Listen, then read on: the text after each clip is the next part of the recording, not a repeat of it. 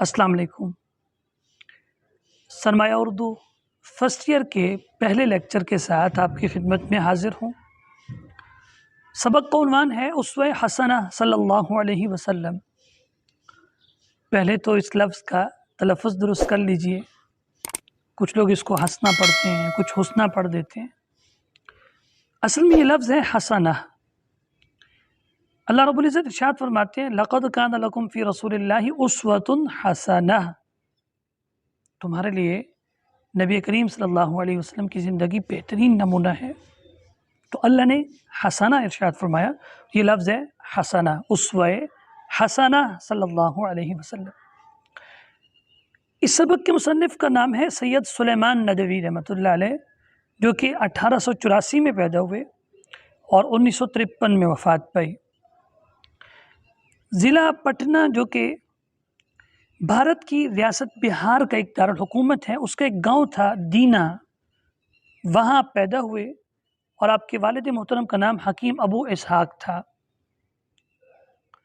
सैयद सुलेमान नदवी रहमतुल्लाह अलैह ने मौलाना शिबली नोमानी रहमतुल्लाह अलैह की शागिर्दी इख्तियार की, सही मानों में उनके जानशीन बने और दारुल मुसन्निफ़ीन से भी वाबस्ता रहे। 1941 में मुस्लिम यूनिवर्सिटी अलीगढ़ की तरफ से आपको डॉक्टरेट की एजाज़ी डिग्री भी दी गई। सैयद सुलेमान नदवी का एक अहम कारनामा सीरतुन नबी सल्लल्लाहु अलैहि वसल्लम की तकमील है, जिसका आगाज़ मौलाना शिबली नोमानी रहमतुल्लाह अलैह ने किया था। इसके अलावा आपकी दीगर तसानीफ़ में अरबी अल्फाज का जदीद लुग़त, सीरत आयशा, खुतबात मदरास, मकालात शिबली, मकातीब शिबली, अर्ज़ुल क़ुरआन, हयात शिबली, अरब हिंद ताल्लुकात और फ़िक्र ख़याम, ये किताबें शामिल हैं। सैयद सुलेमान नदवी रहमतुल्लाह अलैह का अंदाज़ बड़ा सलीस है, बड़ी शाइस्तगी, सादगी और पुरकारी से लिखते हैं। पुरकारी का मतलब होता है सियानापन। इनकी गुफ्तगू में बड़ा सियानापन नज़र आता है। फसाहत, बलागत, जामियत, ताज़गी, शीरीनी, बहुत कुछ सैयद सुलेमान नदवी रहमतुल्लाह अलैह की तहरीरों से मिलता है। तो ये मुसन्निफ़ का तारुफ़ है और अब हम सबक की तरफ बढ़ते हैं।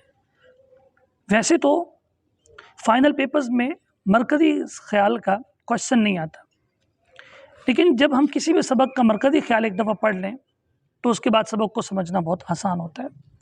तो इस सबक का मरकज़ी ख़याल जो मैंने ख़ुद लिखा है, आप भी सबक को बग़ौर पढ़ने के बाद, मुताला करने के बाद आप भी अपनी तरफ से मरकज़ी ख़याल लिख सकते हैं।